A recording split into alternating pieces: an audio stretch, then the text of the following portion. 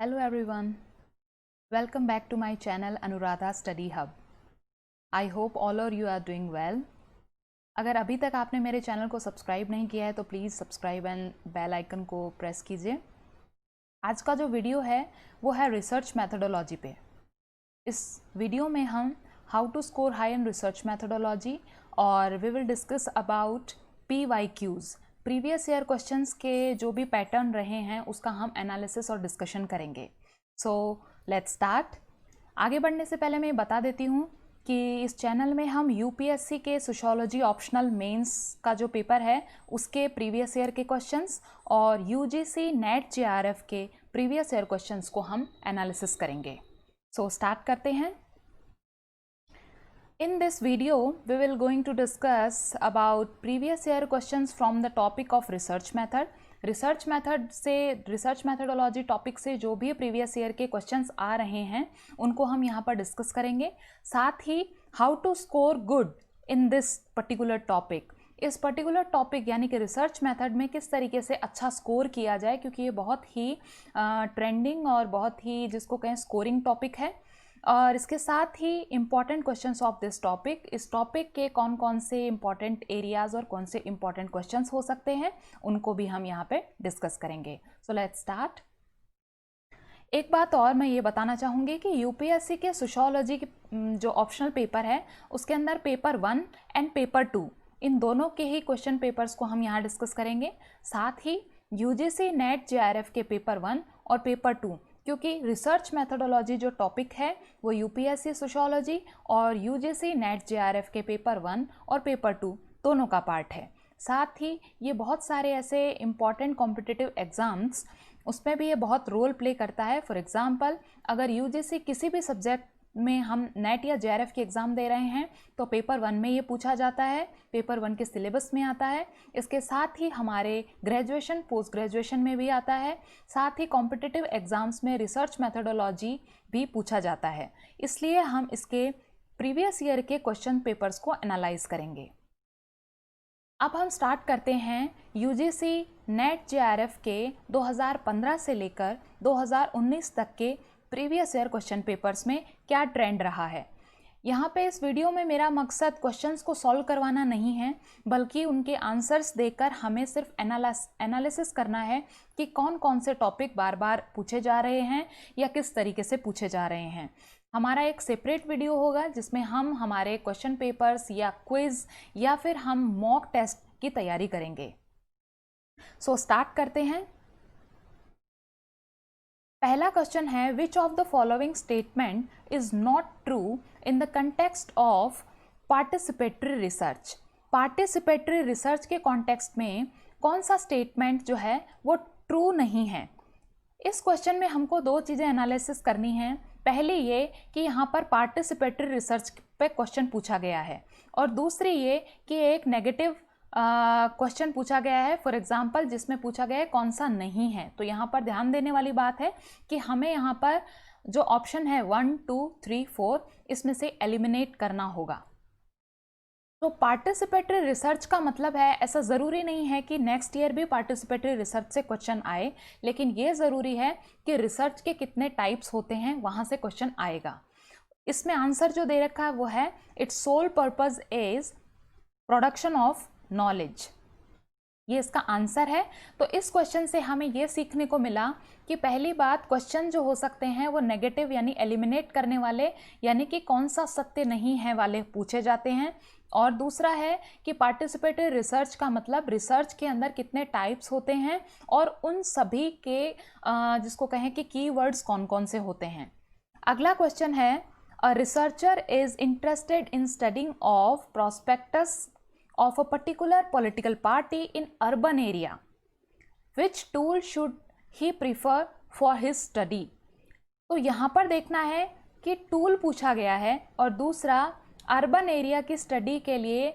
तो हमें यह इस क्वेश्चन से ये सीखना होगा कि इस क्वेश्चन में हमारे रिसर्च के टूल को पूछा जा रहा है, और पर्टिकुलरली हमारे रिसर्च के जो टूल होते हैं उनकी सबकी अपनी अपनी खास बात होती है कि कौन से टूल को अर्बन एरियाज़ में, कौन से टूल को रूरल एरियाज़ में, कौन से टूल को वाइड एरिया में यानी वाइड ज्योग्राफिकल एरिया में किया जाता है, किस टूल को स्मॉल ज्योग्राफिकल एरिया में यूज़ किया जाता है। तो इस टाइप का एक प्रैक्टिकल क्वेश्चन इसमें प्रैक्टिकल दिया गया है कि अगर आप रिसर्च करते हैं तो कौन सा टूल यूज़ करेंगे अगर आप अर्बन एरियाज़ की पॉलिटिकल पार्टी के पर रिसर्च करते हैं। तो यहाँ पे हमें ये ध्यान रखना है। अब जैसे इसका आंसर है क्वेश्चनेयर, लेकिन यहाँ पे ये ध्यान रखना है कि रिसर्च करते वक्त कौन कौन से टूल होते हैं, उन टूल्स की क्या क्या खास बात होती है। हमें ये भी ध्यान रखना होगा कि जितने भी रिसर्च के टूल होते हैं उनमें कुछ इनोवेटिव या जिसको कहें कि हाल ही के समय में अगर कोई न्यूज़ में रहा है, फॉर एग्ज़ाम्पल कि अगर रूरल एरियाज़ में अगर पर्टिकुलर सब्जेक्ट पर टूल पर अध्ययन करने के लिए कोई रिसर्च टूल अगर सर्वे किया गया है गवर्नमेंट के द्वारा या किसी WHO के द्वारा, तो वो भी क्वेश्चन आने की पूरी संभावना होती है। हमें हमारे टूल्स को अच्छे से कवर अप करना है। जैसे कि इसके ऑप्शन में दे रखा है रेटिंग स्केल और इंटरव्यू, क्वेश्चनेयर एंड शेड्यूल, तो इन सभी टूल्स को हमें अच्छे से कवर अप करना है। एज इट इज़ क्वेश्चन कभी नहीं आता, लेकिन जो क्वेश्चन लास्ट ईयर आया है उससे मिलता जुलता या उस एरिया से मिलता जुलता क्वेश्चन पूछा जाता है। आगे बढ़ते हैं।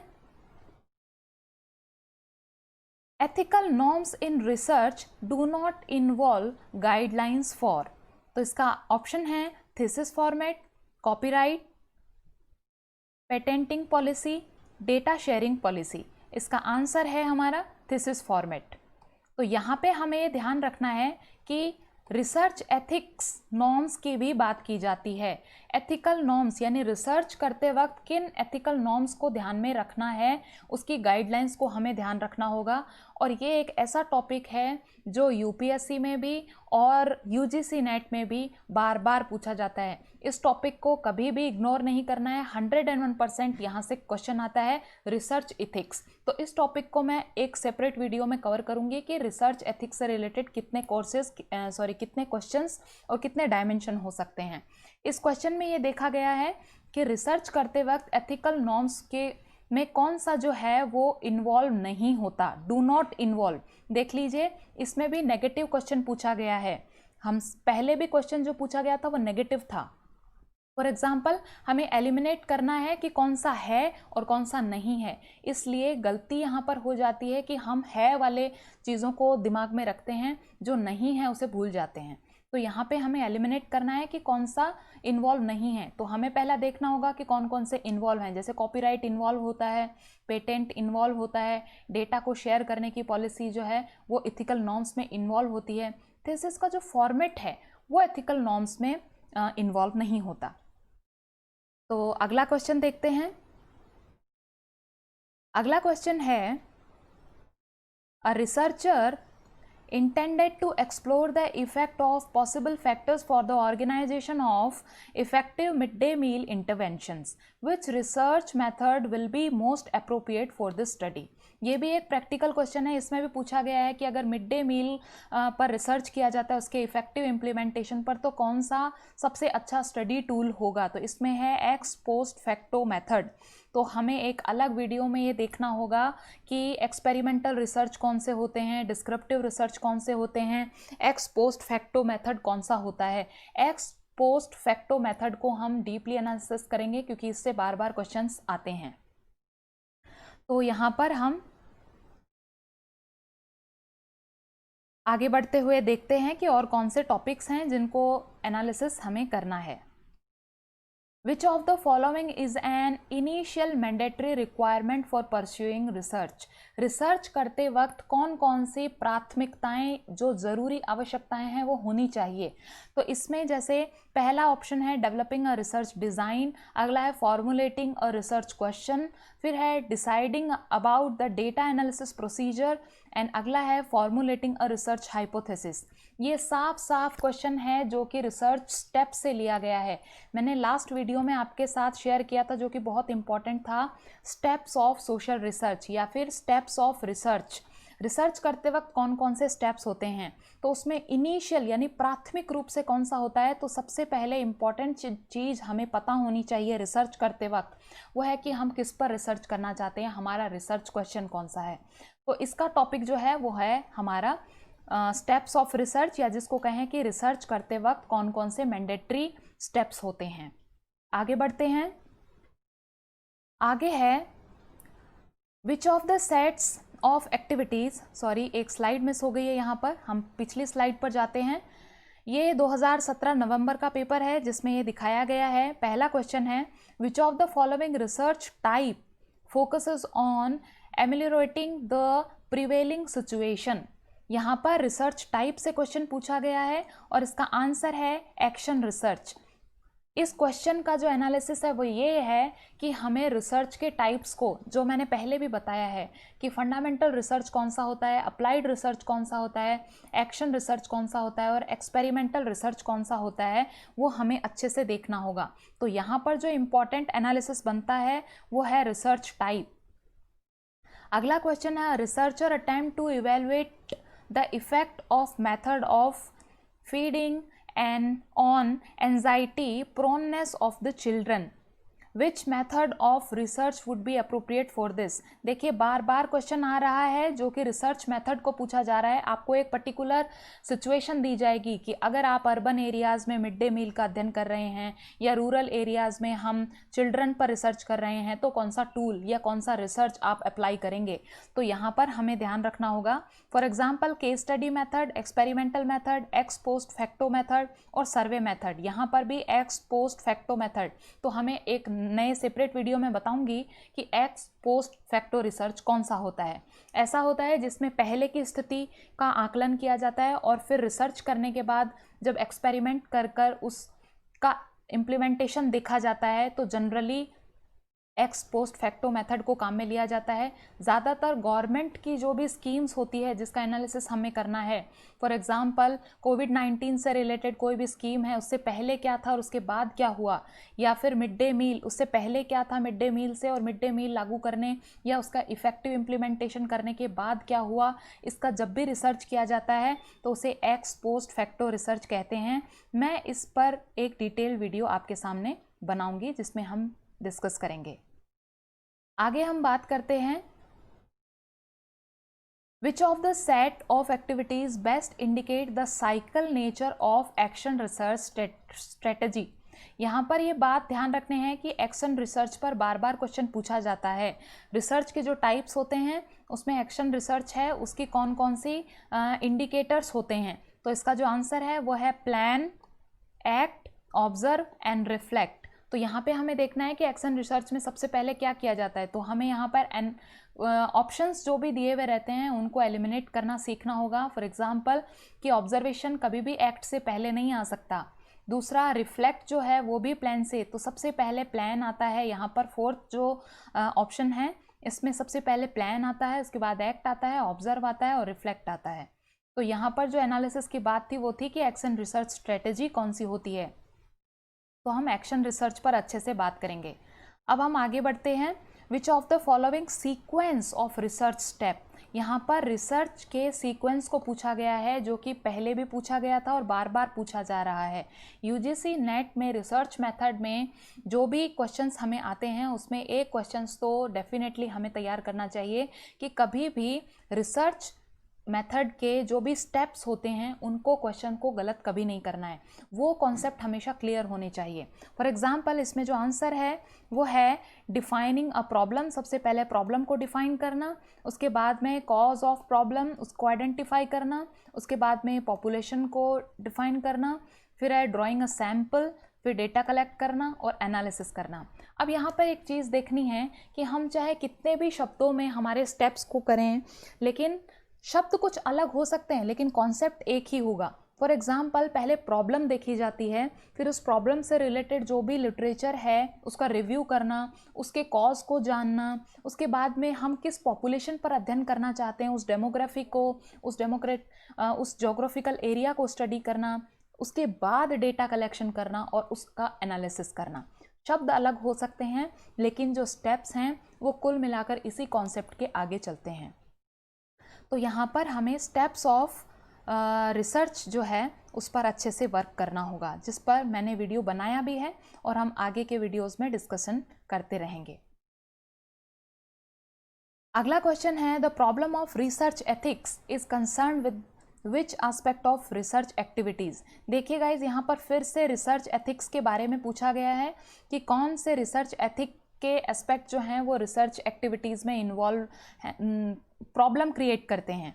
तो इसका आंसर है एविडेंस बेस्ड रिसर्च रिपोर्टिंग। इसका आंसर है फोर्थ, कि रिसर्च की जो रिपोर्टिंग है वो एविडेंस पे बेस्ड नहीं हो पाती है। द प्रॉब्लम ऑफ, यहाँ पर प्रॉब्लम पूछी गई है रिसर्च एथिक की। तो देखिए, पहला था following the prescribed format of the thesis. Thesis का एक प्रिस्क्राइब्ड को फॉलो करना, फॉर्मेट को, ये किया जा सकता है, इसमें कोई प्रॉब्लम नहीं है। Data analysis through quantitative and qualitative techniques, ये भी किया जा सकता है। Defining the population of research, research के पॉपुलेशन को भी दिखाया जा सकता है। लेकिन रिसर्च की रिपोर्टिंग के एविडेंट यानी कि प्रमाण को देना, सबूत को दे पाना थोड़ी सी प्रॉब्लम होती है। तो यहाँ पर रिसर्च एथिक्स के प्रॉब्लम को पूछा गया है। आगे हम देखते हैं, in which of the following activities potential of the nurturing creative and critical thinking is relatively greater. इनमें से कौन सी ऐसी एक्टिविटी है जो कि क्रिटिकल थिंकिंग और क्रिएटिव थिंकिंग के लिए क्रिएटिव थिंकिंग को एनहांस करती है, रिलेटिवली वो बड़ी है। तो इसका आंसर है पार्टिसिपेशन इन अ वर्कशॉप। देखिए, यहाँ पर हमें रिसर्च मेथड में ये भी देखना होगा कि सेमिनार,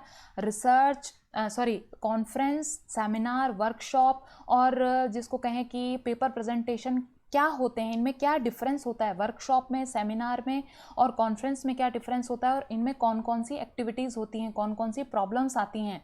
हालांकि सेमिनार, वर्कशॉप और रिसर्च जो है ये एक सिलेबस में अलग टॉपिक में भी दिया गया है, लेकिन रिसर्च मेथड में भी हम इनको पढ़ते हैं।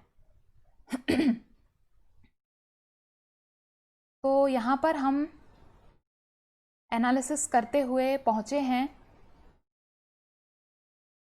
कि कौन कौन से एरियाज़ जो हैं वो कंपैरेटिवली इम्पॉर्टेंट हैं। यहाँ पर मैंने ज़्यादा क्वेश्चंस इसलिए नहीं लिए हैं क्योंकि वीडियो बहुत बड़ा हो जाएगा अगर मैं इतने सारे क्वेश्चंस को लूँ। आप अपने लेवल पर भी क्वेश्चन लीजिए। मैंने सिर्फ तरीका बताया कि किस तरीके से एनालिसिस करना है और उन्हें नोटबुक में पॉइंट आउट करना है कि किन एरियाज़ को हमें 100% कवर अप करते हुए उसमें एक्यूरेसी रेट जो है, हमारे सही होने की जो प्रतिशतता है वो ज़्यादा करनी है। तो यहाँ पर हम देखते हैं, सबसे पहला इंपॉर्टेंट एरिया है वो है मीनिंग ऑफ रिसर्च। हमें रिसर्च के मीनिंग को अच्छे से देखना होगा कि रिसर्च का मीनिंग क्या क्या होता है, क्योंकि बेसिक क्वेश्चन ये कई बार पूछा गया है कि रिसर्च क्या है। तो उसमें रिसर्च ये है, नॉलेज एक्वायरिंग है, न्यू फैक्ट्स को एनालिसिस करना है, ऐसे ABCD दिए रहते हैं और उनमें से हमें टिक करना होता है। उसके बाद जो मोस्ट इम्पॉर्टेंट एरिया है वो है टाइप्स ऑफ रिसर्च। ये सबसे इम्पॉर्टेंट एरिया है कि रिसर्च के कौन कौन से टाइप्स हैं और उनकी क्या क्या कैरेक्टरिस्टिक्स हैं, क्या उनके कीवर्ड्स हैं, इसके थ्रू हम बात करेंगे। फिर है स्टेप्स ऑफ रिसर्च, रिसर्च के कौन से स्टेप्स हैं। इसके बाद है हाइपोथेसिस। यहाँ पे मेरे क्वेश्चन में हाइपोथेसिस का क्वेश्चन नहीं आ पाया है, अगले वीडियो में या फिर नेक्स्ट किसी भी डिस्कशन में हम शेयर करेंगे। लेकिन हाइपोथेसिस पे भी बार बार क्वेश्चन पूछा जाता है कि नल हाइपोथेसिस क्या होता है, अल्टरनेटिव हाइपोथेसिस क्या होता है। अगर कोई एक प्रैक्टिकल क्वेश्चन दिया जाता है तो पूछ लिया जाता है कि ये हाइपोथेसिस किस कैटेगरी में आती है, तो हाइपोथेसिस से भी क्वेश्चन पूछे जाते हैं। इसके बाद जो इम्पॉर्टेंट एरिया है वो है ethics in research. Research ethics बहुत बहुत इंपॉर्टेंट है गाइज, इसे मिस बिल्कुल नहीं करना है। इस पर सेपरेट वीडियो बनाया जाएगा। इसके बाद क्वेश्चनएयर एंड शेड्यूल में क्या डिफरेंस है, क्वांटिटेटिव एंड क्वालिटेटिव जो टेक्निक्स हैं उनमें क्या डिफरेंस है, और टाइप्स ऑफ सैम्पलिंग, सैम्पलिंग के टाइप्स पे भी बार बार क्वेश्चन आता है कि कौन सा सैम्पलिंग का टाइप है वो रैंडम सैम्पलिंग है, कौन सा जो है वो पर्टिकुलरिस्टिक सैम्पलिंग है, किस सैम्पलिंग में कौन सा मेथड काम में लिया जाता है रिसर्च के लिए, एक पर्टिकुलर उद्देश्य के लिए अगर हमारा ऑब्जेक्टिव डिफाइंड है तो हमें कौन सा सैम्पलिंग का मेथड काम में लेना है, ये सब पूछा जाता है।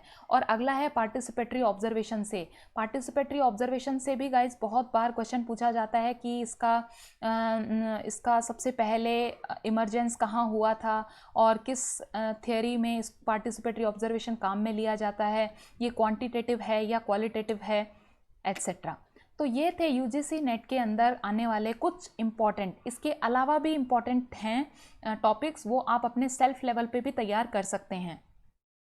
आगे बढ़ते हैं कि UPSC के सोशियोलॉजी मेंस में कौन कौन से प्रीवियस ईयर के क्वेश्चंस हैं जो कि पूछे जाते हैं और किस तरीके से उनका आंसर किया जाता है, कौन से इम्पॉर्टेंट एरियाज़ हैं।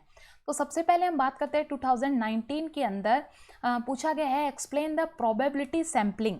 तो देखिए यहाँ पर सैम्पलिंग के टाइप्स को देखा गया है। दो तरह की सैम्पलिंग होती है, प्रोबेबिलिटी और नॉन प्रोबेबिलिटी। इसमें प्रोबेबिलिटी सैम्पलिंग की स्ट्रेटेजीज को एग्जाम्पल के साथ पूछा गया है।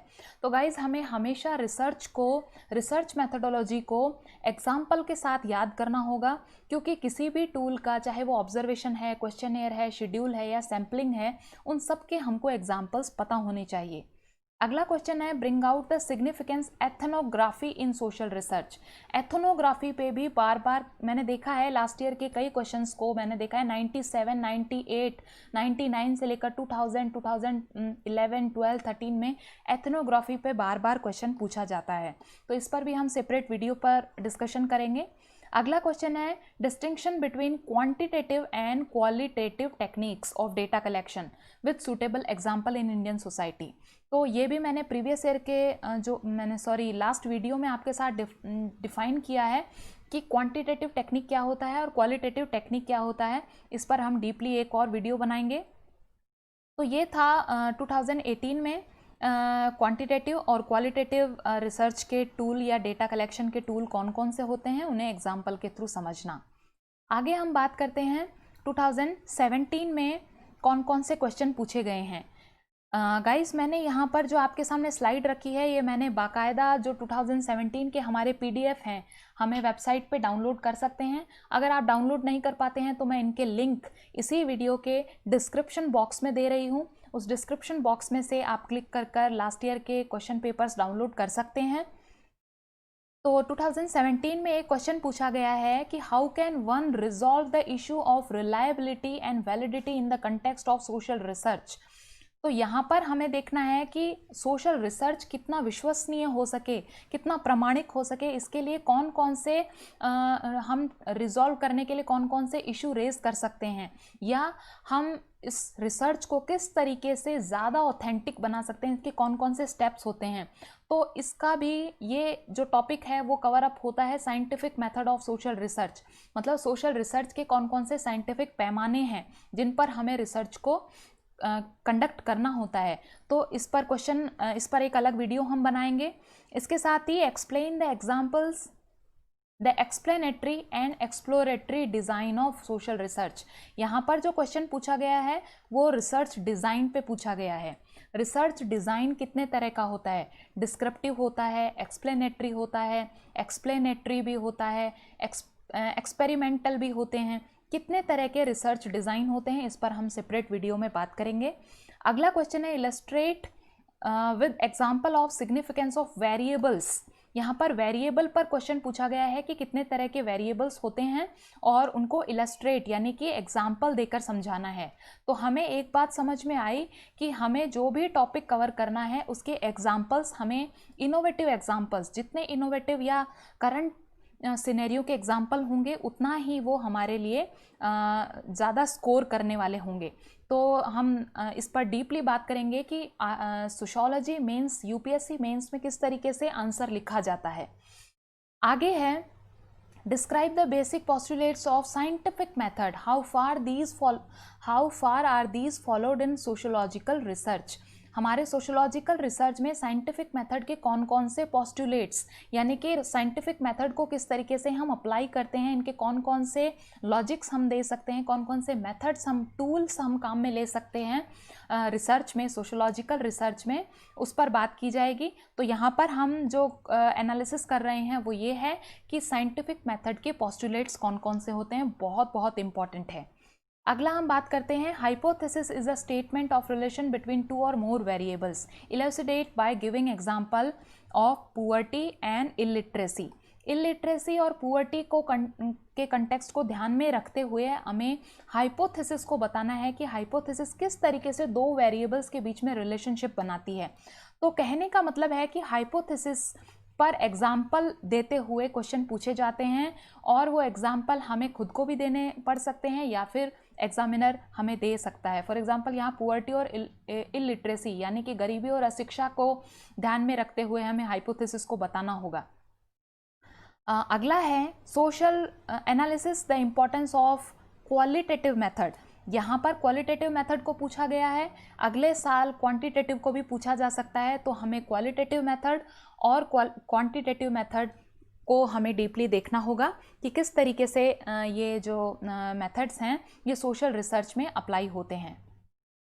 तो इस तरीके से आप अपने सेल्फ लेवल पर एनालिसिस कीजिए। जितने ज़्यादा लास्ट ईयर के पेपर्स का आप एनालिसिस करेंगे उतना अच्छा ही आप रिसर्च मेथड में स्कोर कर पाएंगे। आगे बढ़ते हैं कि इसके कौन कौन से इंपॉर्टेंट एरियाज़ हैं। मैंने अभी सिर्फ 3 साल के पेपर लिए हैं, आप 5 से ज़्यादा साल के पेपर्स का एनालिसिस कर सकते हैं। अगर कोई भी दिक्कत आती है तो आप कमेंट बॉक्स में ज़रूर मुझसे क्वेश्चन शेयर कीजिए, मैं आप लोगों के रिप्लाई करूँगी, और अगर इस वीडियो को एक्सटेंड करना है तो कंटिन्यू भी करूँगी। तो यहाँ पर हमें देखना है कौन कौन से इंपॉर्टेंट एरियाज़ हैं यूपीएससी के पॉइंट ऑफ व्यू से। पहला है quantitative and qualitative research technology. कौन कौन सी क्वालिटेटिव और क्वांटिटेटिव हैं।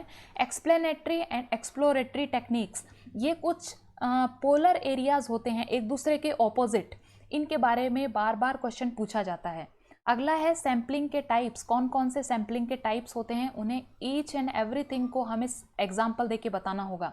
अगला है साइंटिफिक मेथड और ऑब्जेक्टिविटी। ऑब्जेक्टिविटी का मतलब ही होता है हमें तटस्थ रहकर किस तरीके से रिसर्च करना है। फॉर एग्जांपल, हमारे रिसर्च में कितनी ज़्यादा वैलिडिटी हो, हमारा रिसर्च कितना ज़्यादा रिलायबल बने, क्योंकि दूसरे लोग हम पर तभी विश्वास करेंगे जब हमारा किया गया रिसर्च जो है वो साइंटिफिक मेथड्स पर बेस्ड होगा।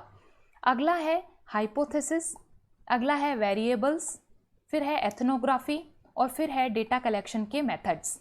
ये कुछ मेरे अनुसार इंपॉर्टेंट एरियाज़ है जिनको हमें डिस्कस करना चाहिए, और हम नेक्स्ट वीडियोस में स्टेप बाय स्टेप इनको ज़्यादा डिस्कस भी करेंगे। इसके अलावा आप भी अपने लेवल पर कुछ एरियाज़ जो हैं वो कमेंट बॉक्स में मेरे साथ शेयर कीजिए, ताकि मैं उन पर वीडियोस बना सकूं और आप लोगों के लिए थोड़ा कंट्रीब्यूट कर सकूं, आप लोगों के लिए हेल्पफुल हो सकूं। सो गाइस, इस वीडियो से रिलेटेड जो भी आपको फीडबैक देना है प्लीज़ कमेंट बॉक्स में ज़रूर दीजिएगा। आगे का डिस्कशन हम अपकमिंग वीडियोस में शेयर करेंगे। अब तक अगर आपने मेरे चैनल को सब्सक्राइब नहीं किया है तो प्लीज़ सब्सक्राइब और लाइक कीजिए, बेल आइकन ज़रूर दबाइए। Thank you so much for watching and listening.